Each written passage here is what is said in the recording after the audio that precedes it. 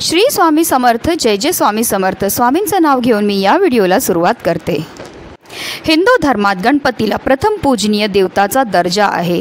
गणपती पूजासाठी चतुर्थी तिथी समर्पित आहे। पंचांगानुसार प्रत्येक महिन्यात एक विनायक चतुर्थी तर एक संकष्टी चतुर्थी येते। या दोन्ही तिथीला गणपतीची विधिवत पूजाही केली जाते। मान्यतेनुसार असे केल्याने भक्तांवर गणपतीची विशेष कृपा लाभते।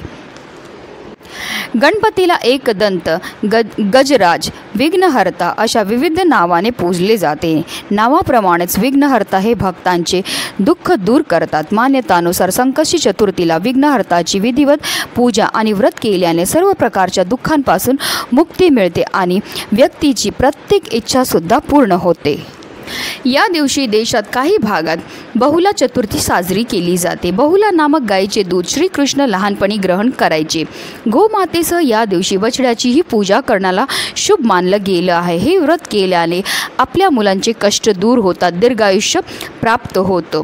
त्याचप्रमाणे बहुला चतुर्थीला श्रीकृष्णाच्या पूजेला सुद्धा विशेष महत्त्व हे दिलं जातं। या सर्व अद्वितीय योगांमुळे श्रावणातील संकष्टी चतुर्थीला विशेष महत्त्व प्राप्त झालं आहे।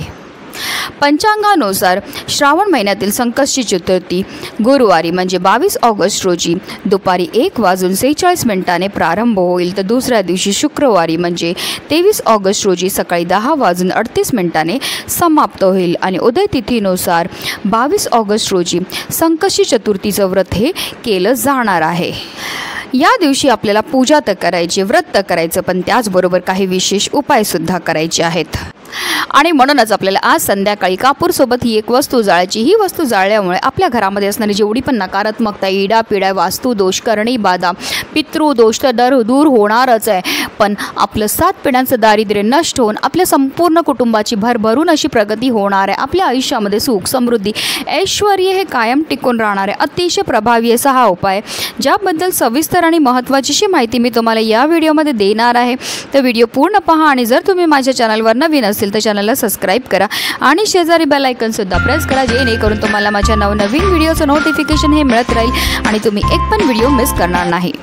अगदी तुमच्यापासून माझ्यापर्यंत प्रत्येकजण खूप मेहनत करतो, खूप कष्ट करतो, जेणेकरून आपल्या आयुष्यामध्ये सुख समृद्धी नांदेल। पण बऱ्याचदा काय होतं ना, आपल्या घरामध्ये काही दोष असतात किंवा आपल्यामध्ये काही दोष असतात, त्यामुळे सुद्धा आपल्याला कोणत्याही क्षेत्रामध्ये यश हे मिळत नाही। आपण मेहनत तर करतो, कष्ट तर करतो, पण आपल्या कष्टाला आपल्या नशिबाची साथ ही मिळत नाही। आपल्या घरी पैसा तर येतो, पण आलेला पैसा टिकून राहत नाही। तर या प्रकारच्या समस्या का होतात, तर त्या उद्भवतात आपल्या घरामध्ये असणाऱ्या दोषांमुळे। जर आपल्या घरामध्ये वास्तुदोष असेल, पितृदोष असेल किंवा आपल्याला की आपल्या घराला नजर लागलेली असेल, तर त्यामुळे सुद्धा आपल्या घरामध्ये वारंवार भांडणं, कलह, आजारपण, मुलं खूप अभ्यास करतात पण मुलांना केलेला अभ्यास लक्षात राहत नाही, त्याचबरोबर मुलांना नोकरी प्राप्तीमध्ये समस्या येते, संतान प्राप्तीमध्ये समस्या येते, बऱ्याचदा मुलांची विवाह जुळण्यामध्ये समस्याही येत असते।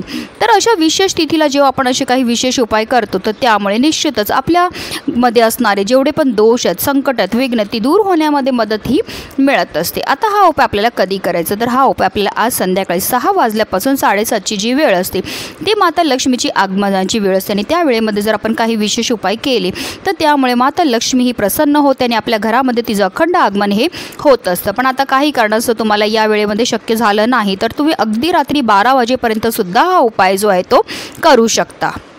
तर ह्या उपायाकरता आपल्याला एक मातीची मोठी पंती घ्यायची आहे, मग त्यामध्ये आपल्याला थोडेसे तांदूळ हे टाकायचे आणि त्यामध्ये सर्वात महत्त्वाची वस्तू जी आपल्याला टाकायची ती म्हणजे शेणाची गौरी।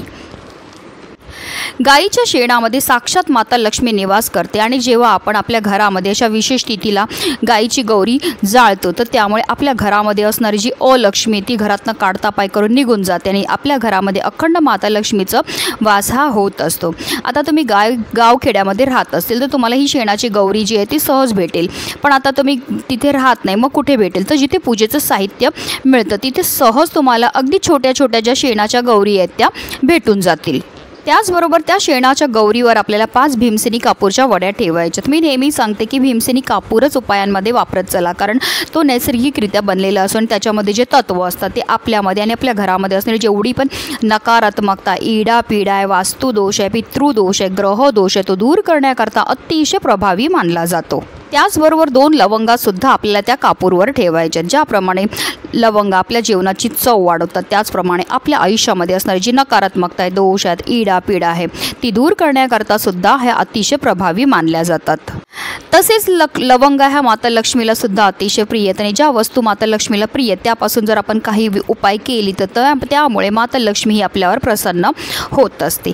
आता हा उपाय सुरू करायच्या अगोदर सर्वप्रथम आपल्याला देवघरामध्ये दिवा हा प्रज्वलित करून घ्यायचा आहे, कारण कोणतीही सेवा किंवा कोणताही उपाय जो आहे तो आपल्याला अग्नीच्या साक्षीने करायचा. त्यानंतर देवपूजा करून घ्यायची. त्याचबरोबर आपल्या घराच्या सर्व दरवाजे आणि खिडक्यासुद्धा आपल्याला खोलून घ्यायच्यात, कारण आपल्या घरामध्ये असणारी जी नकारात्मकता, इडा पीडा आहे, वास्तुदोष आहे, करणी बाधा आहे, त्याचबरोबर अलक्ष्मी आहे, तिला आपल्या घरातनं बाहेर आपल्याला काढून टाकायचं आहे. हा संपूर्ण उपाय आपल्याला देवघरामध्ये बसूनच करायचा आहे. म्हणूनच त्या मातीच्या पंतीमध्ये ज्या आपण कापुराच्या वड्या टाकलेल्या आहेत त्या आपल्याला देवघरामध्ये प्रज्वलित असलेल्या दिव्याच्या मदतीने प्रज्वलित करून घ्यायचे आहेत. एकदा की ह्याच्यामध्ये हा कापूर प्रज्वलित झाला की त्यामध्ये अगदी 2 ते 3 थेंब आपल्याला शुद्ध गाईच्या तुपाचं सुद्धा टाकायचे आहे. तूप हे गणपती बाप्पांना आणि माता लक्ष्मीला अतिशय प्रिय आणि योगायोगाने ही संकष्टी आली आहे गुरुवारी. म्हणून आपल्याला काय करायचं आहे, एकदा की तूप टाकल्यानंतर ह्या मातीच्या पंतीमध्ये प्रचंड धूर हा तयार होईल. काही वेळाकरता ही पंती आपल्याला तिकडेच ठेवायची आहे. त्यानंतर ती पंती आपल्याला तिकडनं उचलायची आणि आपल्या संपूर्ण घरामध्ये हा धूर जो आहे तो आपल्याला फिरवायचा. फिरवताना निरंतर आपल्याला श्री स्वामी समर्थ किंवा तुम्ही ओम श्री विघ्नहर्ताय नमः किंवा ओम नमो भगवते वासुदेवाय नमः या मंत्राचा जप करत करत संपूर्ण घरभर ही पंती आपल्याला फिरवायची आहे. त्यानंतर ही पंती आपल्या घराच्या मुख्य प्रवेशद्वाराच्या उंबरठ्याच्या बरोबर मधोमध नेऊन ठेवायची. जिथपर्यंत कापूर प्रज्वलित आहे तिथपर्यंत निरंतर आपल्याला मंत्राचा जप हा करायचा आहे. जेव्हा आपण कापूरबरोबर ह्या वस्तू जाळतो त्याचबरोबर मंत्राचा जप करतो, त्यामुळे आपल्या घरामध्ये असणारी जेवढी पण नकारात्मकता आहे, वास्तुदोष आहे, पितृदोष आहे, ग्रहदोष आहे, कोणी आपल्यावर करणी बाधा केली असेल, इडापिडा असेल, अलक्ष्मी असेल, ती आपल्या घरातनं काढता पाय करून निघून जाते. आणि ज्या घरामध्ये कोणत्याही प्रकारचे दोष नसतात, संकट नसतात, विघ्न नसतात, अशाच घरामध्ये माता लक्ष्मीचं आगमन हे होत असतं. अतिशय प्रभावी असा हा उपाय केल्यामुळे आपल्या 7 पिढ्यांचं दारिद्र्य तर नष्ट होतच होतं, पण आपल्या संपूर्ण कुटुंबाची भरभरून अशी प्रगती होत असते. म्हणूनच व्हिडिओ जास्तीत जास्त लोकांपर्यंत शेअर करा, जेणेकरून प्रत्येकाच्या आयुष्याचं कल्याण हो हीच मनामध्ये इच्छा. श्री स्वामी समर्थ. जय जय स्वामी समर्थ.